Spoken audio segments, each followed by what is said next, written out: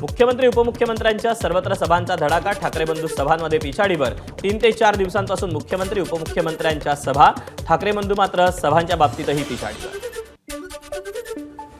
राज ठाकरे दुपारी 3 वाजल्यापासून मुंबईतील पश्चिम उपनगरातील उमेदवारांच्या कार्यालयांना देणार भेटी. गोरेगाव, मालाड, कांदिवली, बोरिवली आणि दहिसरमधील शाखांना देणार भेटी. मुख्यमंत्री देवेंद्र फडणवीस विदर्भ आणि उत्तर महाराष्ट्र दौऱ्यावर. धुळ्यात कालिका माता मंदिर परिसरात मुख्यमंत्र्यांची सभा, तर जळगावमध्ये मुख्यमंत्र्यांच्या रोड शोचं आयोजन. ठाकरे बंधूंची संयुक्त मुलाखत आज चित्रित होणार. संजय राऊत आणि महेश मांजरेकर घेणार राज आणि उद्धव ठाकरेंची मुलाखत. 8 आणि 9 जानेवारीला मुलाखत होणार प्रदर्शित.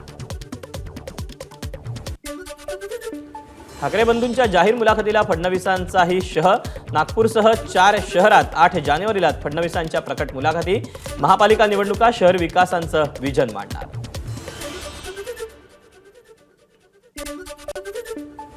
प्रकट मुलाखतीनंतर मुख्यमंत्री फडणवीसांचं नागपूरकरांसोबत तर्रीपोयाचा ते आस्वाद घेणार. फडणवीस जनतेच्या प्रश्नांची उत्तरही देणार. भाजपचे शहराध्यक्ष दयानंद तिवारी यांची माहिती. कुलाब्यातल्या 3 वॉर्डातली निवडणूक रद्द करा, माजी मुख्यमंत्री पृथ्वीराज चव्हाण यांची मागणी. कुलाब्यात निवडणूक झाली तर लोकशाहीला अर्थच राहत नसल्याचा चव्हाणांचा दावा. उपमुख्यमंत्री एकनाथ शिंदेंच्या शिवसेनेचा स्वतंत्र वचननामा होणार प्रसिद्ध. वचननाम्यातल्या आश्वासनांची एक्सक्लुझिव्ह माहिती एबीपी माझाच्या हाती. मंत्री गणेश नाईकांच्या बालेकिल्ल्यात उपमुख्यमंत्री एकनाथ शिंदेंची तोफ धडाडणार. नवी मुंबईच्या ऐरोलीत शिंदेंची प्रचार सभा आणि रोड शो आयोजित केला जाणार. नवी मुंबईत वनमंत्री गणेश नाईक यांच्या घरातील महिलाही प्रचारात. संजय नाईकांच्या पत्नीकडून प्रचार दौरे. महिलांना मतदारांना आकर्षित करण्यासाठी प्रचार दौरे.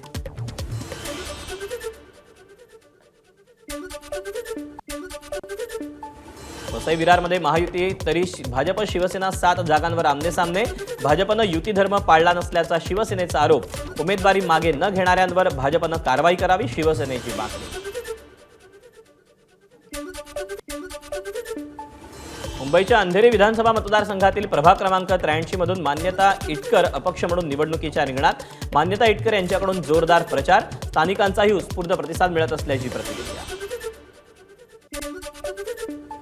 नागपूर मतदानासाठी काँग्रेसचा जाहीरनामा 20 कलमी. नागपुरात 500 चौरस फुटांपर्यंतच्या घरांसाठी मालमत्ता कर माफ. मोफत पाणी पुरवठा आणि शहर बस सेवेचं आयोजन. नाशिकचे 2 माजी महापौर शिंदेंच्या शिवसेनेमध्ये करणार प्रवेश. दशरथ पाटील आणि अशोक मुर्तडक मुंबईकडे रवाना. नाशिक महापालिकेत भाजप आणि शिवसेना यांच्यात टशन. उच्चभ्रू लोकवस्ती असणाऱ्या प्रभागात घरोघरी जाऊन भाजपचा प्रचार. पुण्यातील प्रभाग क्रमांक 25 मध्ये मनसे उमेदवार अमृता भोकरेंचा अनोखा प्रचार. मतदारांना अभिमन्यू नावाचं पुस्तक वाटून प्रचार केला जातोय.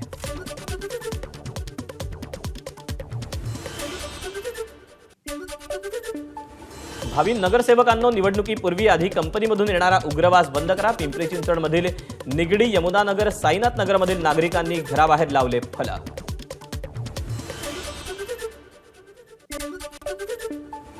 कोल्हापूरच्या प्रभाग क्रमांक 12 क मध्ये महायुतीमधील शिवसेना आणि राष्ट्रवादीमध्ये ताळमेळ बिघडला. काँग्रेससमोर महायुतीचा उमेदवार नाही. पुरस्कृतही अद्याप नाही. प्रभाग क्रमांक 12 ब मधून महायुतीचे दोन्ही उमेदवार इच्छुक असल्यानं क मधून दोघांची माघार. एमआयएमचे राष्ट्रीय अध्यक्ष असदुद्दीन ओवैसी आज सोलापूरच्या दौऱ्यावर. ओवैसींच्या सभेत जाहिरातीत पक्ष सोडलेल्या नेत्याचा फोटो.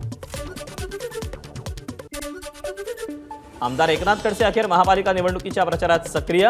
मुख्यमंत्र्यांच्या जळगाव दौऱ्याच्या दिवशी खडसेंची प्रचारामध्ये एंट्री. आमदार प्रशांत बंब यांना छत्रपती संभाजीनगरमधील जाहीर सभेत करावा लागला रोषाचा सामना. तरुणानं रस्त्याच्या दुरावस्थेवरून प्रश्न विचारल्यानंतर वातावरण तापलं. एबीपी माझा, उघडा डोळे बघा नीट.